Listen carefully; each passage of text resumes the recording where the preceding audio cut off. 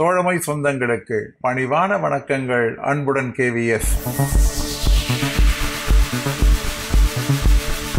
அகவலைப்படி 50% எட்டிய பின்னாலே ஏற்கனவே பெற்றுக்கொண்டிருக்கக்கூடிய அலவன்ஸுகள் 25% உயர்த்தப்பட வேண்டும் என்கின்ற விதி இருந்தாலும் கூட, அந்த விதி பல இலாக்காவிலே அமுல்படுத்தப்பட்டிருந்தாலும் கூட அஞ்சல் துறையிலே HRA குறித்து அமுல்படுத்தப்படவில்லை.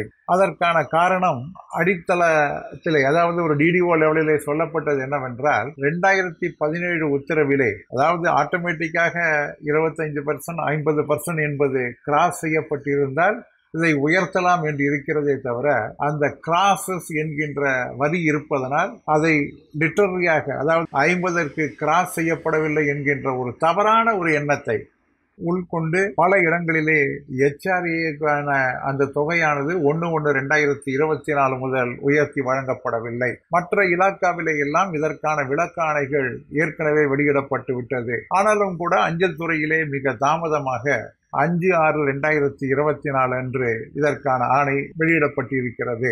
இந்த ஆணையின்படி 1/1/2024 முதல் ஏற்கனவே வாங்கியிருக்கக்கூடிய அந்த அலவன்ஸ்களிலே 25% என்ஹான்ஸ்டு ரேட் என்பது வழங்கப்பட வேண்டும் என்று சொல்லியிருக்கிறார்கள். என்னவென்றால், conveyance allowance, special allowance for child of women with disabilities, அரசு ஊழியருடைய குழந்தைகள் உடல் ஊனமிட்டிருந்தால் அவர்களுக்கு வழங்கப்படக்கூடிய அந்த சிறப்பு allowance, children education allowance, house rent allowance, hotel accommodation, traveling charges within the city for touring station, food charges and lump sum amount or daily allowance, rate of transportation of personal effects on transfer, dress allowance, split duty allowance, இவைகள் எல்லாமே 25% உயர்விற்கு பொருந்தக்கூடியவை என்று இந்த 5/6/2024 ஆணையிலே சொல்லப்பட்டிருக்கிறது.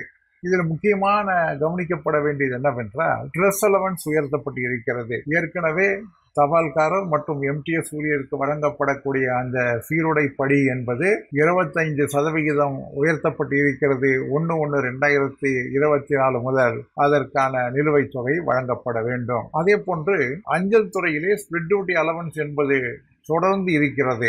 அது ஒரு board of arbitration award மூலமாக நமக்கு வழங்கப்பட்டிருக்கக்கூடிய சலுகை.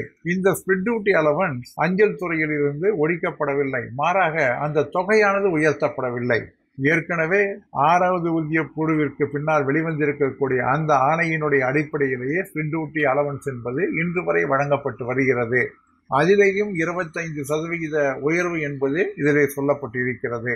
இதில் 25% என்றால், ஏற்கனவே 25% எட்டிய நேரத்திலே அதற்கு ஒரு 25% ஆக அந்த தொகையிலே 50% உயர்த்தி வழங்கப்பட வேண்டும் என்பதுதான் இந்த ஆணையினுடைய முக்கியமான கருத்தாக இருக்க முடியும்.